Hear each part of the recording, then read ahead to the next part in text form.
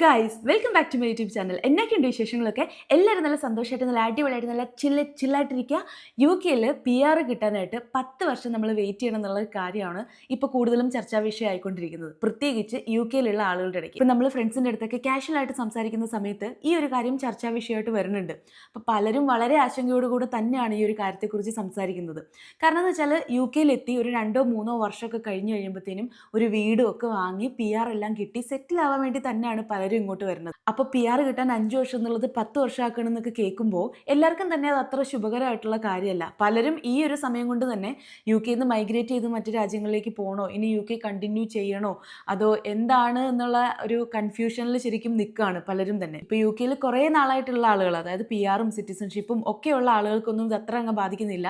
ഇത് ശരിക്കും പറഞ്ഞാൽ ഇപ്പോൾ UK വന്നിട്ട് 2-3-4 വർഷമൊക്കെ ആയിട്ട് PR കിട്ടാൻ വേണ്ടിയിട്ട് 5-മത്തെ ഒരു വർഷമോ 2 വർഷമൊക്കെ ഉള്ളൂ ഇനി PR കിട്ടാൻ. അപ്പം നമ്മൾ അതിന് വേണ്ടിയിട്ടൊന്ന് വെയിറ്റ് ചെയ്തിരിക്കുകയാണ്. അങ്ങനെയൊക്കെയുള്ള ആളുകളെയാണ് ഇത് കൂടുതലായിട്ടും ബാധിക്കുന്നത്. കഴിഞ്ഞ ദിവസം BBC വന്ന ന്യൂസ് അനുസരിച്ച് UK നിലവിലുള്ള ആളുകൾക്കും PR കിട്ടുന്നതിന് വേണ്ടിയിട്ട് 10 വർഷം വെയിറ്റ് ചെയ്യേണ്ടി വരും എന്നുള്ള ഒരു ചെറിയൊരു ന്യൂസ് അവർ പബ്ലിഷ് ചെയ്തിട്ടുണ്ടായിരുന്നു.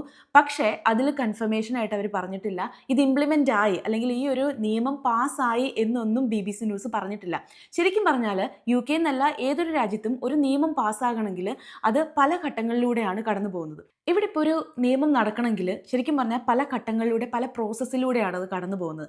ആദ്യം തന്നെ ഇവർ ഇമിഗ്രേഷൻ വൈറ്റ് പേപ്പർ അനൗൺസ് ചെയ്തു. ഓക്കെ, ഈ ഇമിഗ്രേഷൻ വൈറ്റ് പേപ്പർ എന്ന് പറയുന്നത് ഒരു രൂപരേഖയാണ്. ശരിക്കും പറഞ്ഞാൽ ഒരു നിയമം, അതിൻ്റെ ഒരു പ്രൊപ്പോസൽ കൊടുക്കുന്നതാണ് ഈ ഒരു ഇമിഗ്രേഷൻ വൈറ്റ് പേപ്പർ എന്ന് പറയുന്നത്. അപ്പോൾ ഈ ഒരു ഇമിഗ്രേഷൻ വൈറ്റ് പേപ്പർ കൊടുത്തതിന് ശേഷം പിന്നെ പബ്ലിക് കൺസൾട്ടേഷന് കൊടുക്കുകയാണ്. പിന്നെ അതായത് ആ സമയത്ത് നമ്മുടെ ഓരോരുത്തരുടെയും റോള് ആ സമയത്താണ് വരുന്നത്. അപ്പം നമുക്ക് നമ്മുടെ ഒപ്പീനിയൻസ്, നമുക്ക് അതിൽ നമ്മൾ അനുകൂലിക്കുന്നുണ്ടോ അതോ നമ്മൾ അതിനെ എതിർക്കുകയാണോ എന്നുള്ള കാര്യങ്ങൾ നമുക്ക് നമ്മുടെ ഒപ്പീനിയൻസ് അവിടെ പറയാനുള്ള ഒരു ചാൻസ് കിട്ടുന്നുണ്ട് ഈ പബ്ലിക് കൺസൾട്ടേഷൻ്റെ സമയത്ത്. അപ്പോൾ ഈ ഒരു പബ്ലിക് കൺസൾട്ടേഷൻ കൊടുത്തതിന് ശേഷം അതിൻ്റെ അടിസ്ഥാനത്തിൽ, പബ്ലിക് ഒപ്പീനിയൻ്റെ അടിസ്ഥാനത്തിൽ ഇവർ ഇതിനെ ബില്ല് ഡ്രാഫ്റ്റ് ചെയ്യാന്നാണ് പറയുക. ആ ഒരു ബില്ല് ഡ്രാഫ്റ്റ് ചെയ്യും. ഇപ്പോൾ ഈ ബില്ല് ഡ്രാഫ്റ്റ് ചെയ്യുന്ന സമയത്ത് ചിലപ്പം പബ്ലിക്കിൻ്റെ എന്ത് ഒപ്പീനിയനാണോ ഏറ്റവും കൂടുതൽ നിൽക്കുന്നത് അതിനെ സംബന്ധിച്ചായിരിക്കും ഇവർ ബില്ല് ഡ്രാഫ്റ്റ് ചെയ്യുന്നത്. ഈ സമയത്ത് അവർ പ്രൊപ്പോസ് ചെയ്തേക്കുന്ന ആ ഒരു, ഇപ്പം നമുക്ക് വൈറ്റ് പേപ്പറിൽ പ്രൊപ്പോസ് ചെയ്തേക്കുന്ന, ഇമിഗ്രേഷൻ വൈറ്റ് പേപ്പറിൽ പ്രൊപ്പോസ് ചെയ്തേക്കുന്ന കാര്യത്തിന് ചെറിയ മാറ്റങ്ങളോ അല്ലെങ്കിൽ ഒരു ചെറിയ എന്തെങ്കിലും ചേഞ്ചുകളൊക്കെ അവർക്ക് കൊണ്ടുവരാം പബ്ലിക് ഒപ്പീനിയൻ്റെ അടിസ്ഥാനത്തിൽ. ഓക്കെ, അപ്പോൾ ഈ ഒരു ബില്ല് ഡ്രാഫ്റ്റ് ചെയ്തതിന് ശേഷം അതിനകത്ത് അവർ ചിലപ്പം ചേഞ്ചസ് കൊണ്ടുവന്നിരിക്കാം. അതിനുശേഷം അവർ ചെയ്യാൻ പോകുന്ന കാര്യം എന്ന് വെച്ചാൽ 2 പാർലമെൻറ്റിലും, അതായത് UK 2 പാർലമെൻറ്റിലും ഈ ഒരു ബില്ല് സബ്മിറ്റ് ചെയ്യും.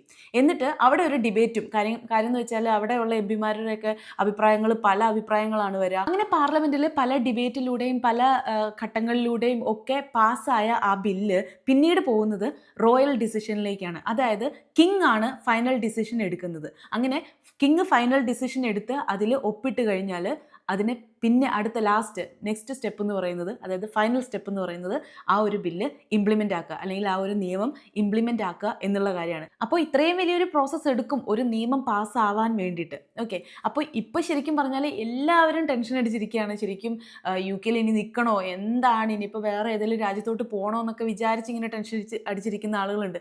ഞാനൊരു കാര്യം പറയട്ടെ, നമ്മൾ എന്തിനാണ് ഇപ്പോഴേ ടെൻഷൻ അടിക്കുന്നത്?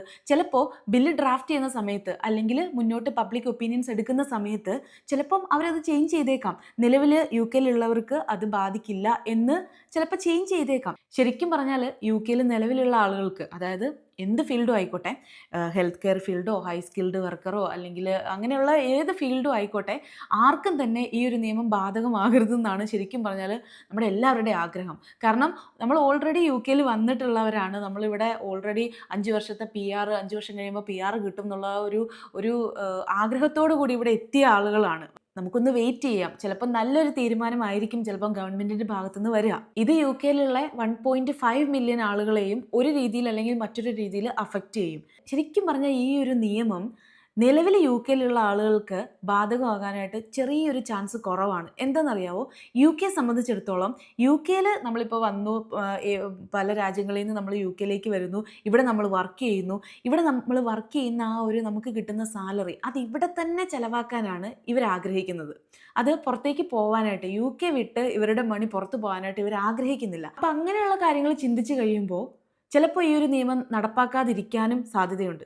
കാരണം എന്ന് വെച്ചാൽ ഈ ഒരു നിയമം നടപ്പാക്കി കഴിയുമ്പോൾ ഒരു ഹ്യൂജ് എമൗണ്ട് ഓഫ് ആളുകൾ ഡെഫിനറ്റ്ലി മൈഗ്രേറ്റ് ചെയ്യും. കാരണം ഇപ്പം തന്നെ ഓസ്ട്രേലിയൻ പാത്വേ ഒക്കെ ഓപ്പൺ ആണ്. പിന്നെ പല രാജ്യങ്ങളും 3 വർഷം കൊണ്ട് PR കൊടുക്കുന്ന രാജ്യങ്ങളുണ്ട്. അപ്പോൾ ഇങ്ങനെയുള്ള സാഹചര്യങ്ങളൊക്കെ വരുമ്പോഴത്തേനും ഇവിടെയുള്ള ആളുകൾ രണ്ടാമതൊന്ന് ചിന്തിക്കും, മറ്റു രാജ്യത്തേക്ക് മൈഗ്രേറ്റ് ചെയ്യണം എന്നൊക്കെയുള്ളൊരു ചിന്ത എല്ലാവരിലും തന്നെ ഉണ്ടാവാൻ സാധ്യതയുണ്ട്. കാരണം എന്ന് വെച്ചാൽ നമ്മൾ UK വിശ്വസിച്ച് വന്നവരാണ് ഇവിടെ, അല്ലേ?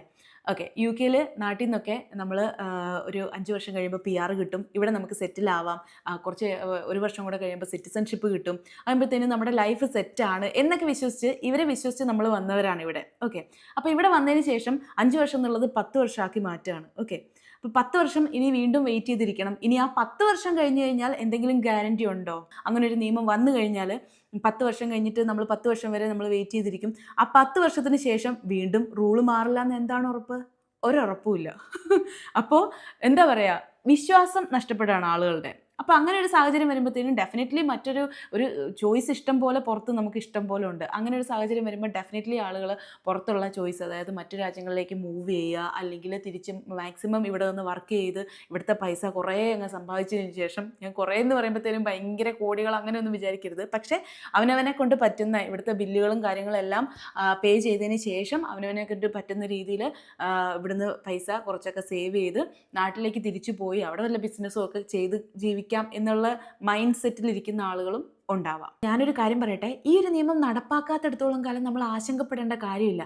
ഇപ്പോൾ ഓൾറെഡി UK വന്ന് 2-3 വർഷമൊക്കെ ആയി, വീടും എല്ലാം ഒക്കെ എടുത്തു, ഒന്ന് സെറ്റിൽ ആവാനായിട്ട് ഒന്ന് PR കൂടെ കിട്ടിക്കഴിഞ്ഞാൽ അവിടെ ലൈഫ് സെറ്റ് എന്ന് വിചാരിച്ചുകൊണ്ടിരിക്കുന്ന ആളുകളുടെ കാര്യമാണ് ഞാൻ പറയുന്നത്. അപ്പം ഇങ്ങനൊരു നിയമം വരാണ്, ഇനി ഒരു 10 വർഷമാണ് PR എടുക്കുക, 10 വർഷം കഴിയുമ്പോഴാണ് നമുക്ക് PR കിട്ടുക എന്നുള്ളൊരു ന്യൂസ് വന്നു കഴിയുമ്പോഴത്തേനും ശരിക്കും പറഞ്ഞാൽ വാങ്ങിയ വീടെല്ലാം വിറ്റിട്ട് മറ്റു രാജ്യത്തേക്ക് മൈഗ്രേറ്റ് ചെയ്യാനോ അല്ലെങ്കിൽ തിരിച്ച് നാട്ടിലേക്ക് പോകാനോ ഒക്കെ വിചാരിച്ചുകൊണ്ടിരിക്കുന്നവർ നമ്മളൊന്ന് വെയിറ്റ് ചെയ്യാം. നമ്മൾ എന്താണ് ഒരു ഡിസിഷൻ അവർ വ്യക്തമാക്കട്ടെ. ഇതുവരെയും ക്ലാരിറ്റി തന്നിട്ടില്ല.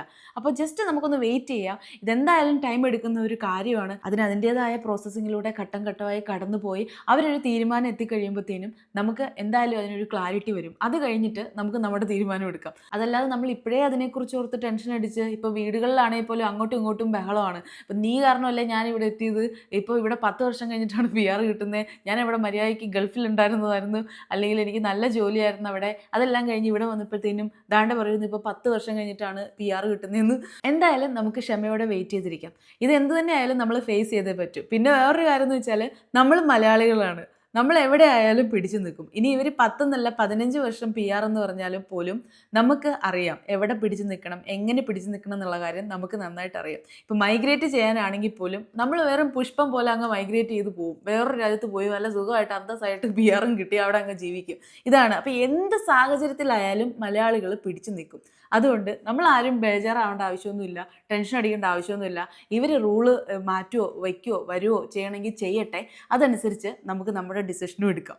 ഓക്കെ, അപ്പോൾ ഇത്രയൊക്കെയുള്ളൂ ഇന്നത്തെ വീഡിയോ. അപ്പോൾ വീഡിയോ ഇഷ്ടപ്പെടുവാണെങ്കിൽ ലൈക്ക് ചെയ്യാൻ മറക്കരുത്, ഷെയർ ചെയ്ത് നിങ്ങളുടെ കൂട്ടുകാരിൽ എത്തിക്കാൻ മറക്കരുത്, സബ്സ്ക്രൈബ് ചെയ്യാൻ മറക്കരുത്, കമൻറ്റ് ചെയ്ത് നിങ്ങളുടെ അഭിപ്രായം രേഖപ്പെടുത്താനും മറക്കരുത്.